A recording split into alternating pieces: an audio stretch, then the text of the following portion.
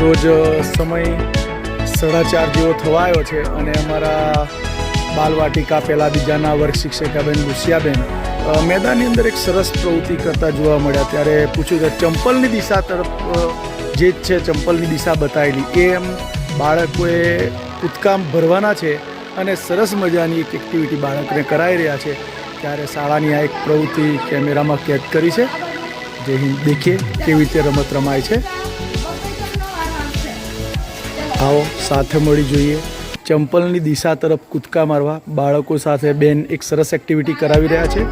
અમારા પ્રજ્ઞા વર્ગના બેન લુસિયાબેન.